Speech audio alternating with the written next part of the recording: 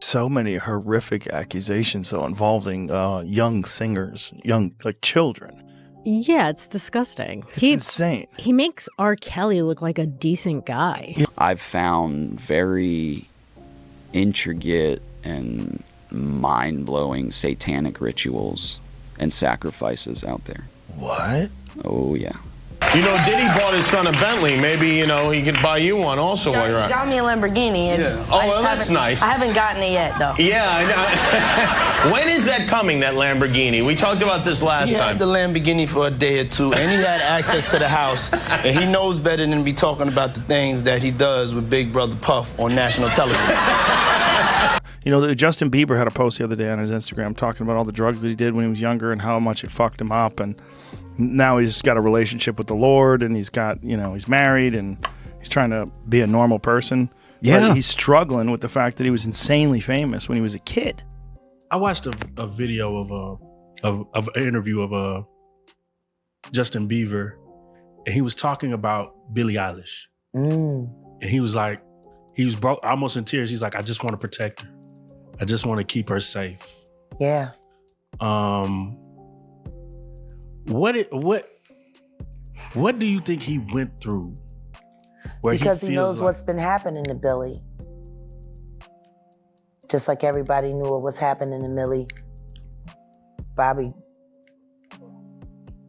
Brown girl with Drake. These people are monsters. So check this out, yo. Justin, you ever seen the movie 48 Hours? Right now, he's having 48 hours with Diddy, him and his boy. They're having the times of their lives, like, you know, where we hanging out and what we doing. We can't really disclose, but it's definitely a 15-year-old's dream. You know, I have been given custody of him. You know, he signed to Usher. I'm signed to Usher. I had legal guardianship of Usher when you know he did his first album. I did Usher's first album.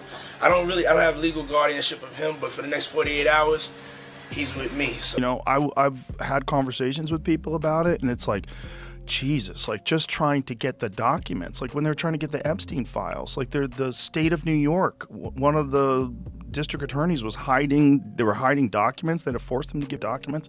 I think there's so many fucking powerful people that are on those lists. There's so many powerful people that went and partied. Air quotes, partied. And how many of them went to the Diddy parties? Have you been paying attention to the trial? Oh, yeah. Trials. Wild. Why don't they air it the same way they aired the coverage that, you know, Johnny Depp got? I know. Why don't they? I don't know. They should. The ratings would be amazing. Unreal. Yeah. Like, what are you doing? Why wouldn't you air that? What's going to happen, though, you think? Well, Diddy's going to be in jail for the rest of his life. I think he's probably going to get. Think he's going to sing, though? I don't know. I don't even think it matters. I mean, a lot of it is. But then it's just another Epstein. It's another Ghislaine Maxwell, where somebody gets indicted and nobody else indicted for trafficking kids to right no to no. They wouldn't let him.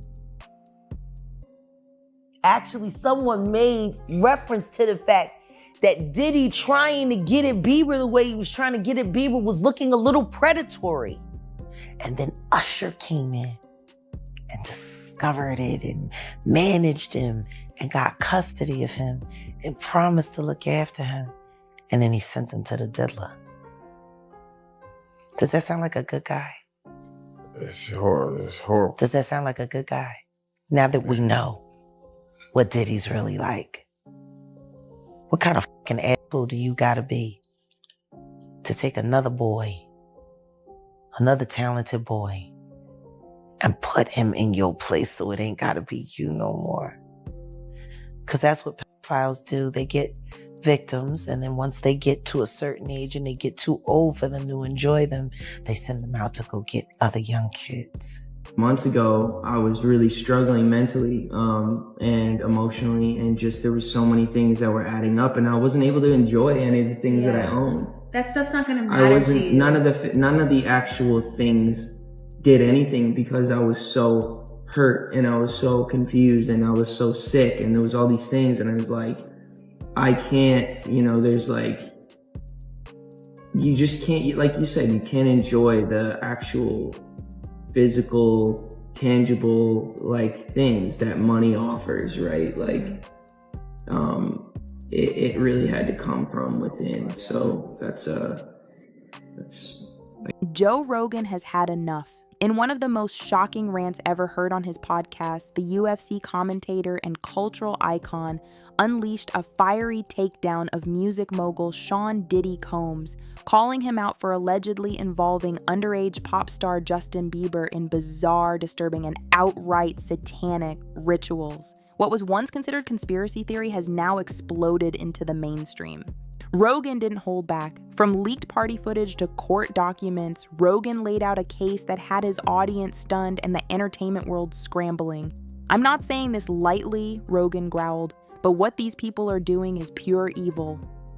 He pointed directly at Diddy, suggesting the rap mogul used his influence, power, and twisted parties to manipulate young stars like Bieber into things they never should have been near. What followed was a chilling breakdown of years of evidence, interviews, and public meltdowns. For Rogan, this wasn't just entertainment, it was about exposing the rot at the core of the industry. And Diddy, he's at the center of it all. From the outside, Diddy's empire looked untouchable. Millions of fans, countless hits, partnerships with global brands, and decades of success had painted a picture of power and luxury. But behind the cameras and red carpets, a much darker truth was hiding, one that only recently began to surface through testimony, leaked footage, and insider confessions. It started with whispers in the industry, small stories passed around studios and after parties. Celebrities who attended Diddy's private gatherings often came back shaken, changed. Some disappeared from the spotlight altogether, others stayed quiet, bound by NDAs and fear. But the moment Joe Rogan began investigating the hidden world behind these rumors, the pieces began falling into place. And the picture that emerged was deeply disturbing. Rogan didn't come to these revelations lightly. Over the years, he had heard stories about strange rituals in Hollywood, but dismissed most of them as fringe conspiracy. That changed when multiple sources, including people who had once worked closely with Diddy, began to provide consistent accounts of bizarre and ritualistic gatherings held at private estates. They described secret parties involving symbolic costumes, dark rooms, chanting, and psychological manipulation. What disturbed Rogan the most was not just the nature of these events, but who was being brought into them. Reports uncovered by investigators show that some of these rituals involved heavy emotional manipulation. One source, who attended several parties, claimed that guests were pushed into acts meant to strip them of innocence and bind them in secrecy. These acts were filmed, sometimes with or without the guests' knowledge, and allegedly used later as leverage. This is where Diddy's empire transformed from a party scene into a form of spiritual and psychological imprisonment. Bieber was, tragically, a central figure in this cycle. As a teenager surrounded by adults who only saw dollar signs and influence, he had no way out. Leaked audio recordings now being reviewed by federal investigators include voices matching Bieber's describing scenarios that align with what others have confirmed: isolation, fear, pressure to comply, and confusion about why it was happening.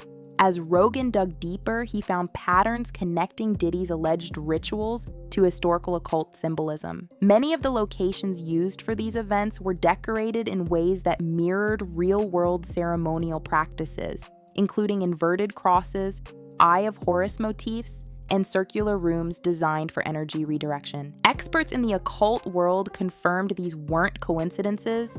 They were deliberate recreations of spiritual control centers, masked as celebrity fun. This was no longer just about Justin Bieber. Rogan began to connect dots to other young artists and celebrities who suffered unexplained mental breakdowns after rising through the industry ranks. But Justin was unique because of his early closeness to Diddy and the legal status that allowed Diddy to control parts of his life for a period of time.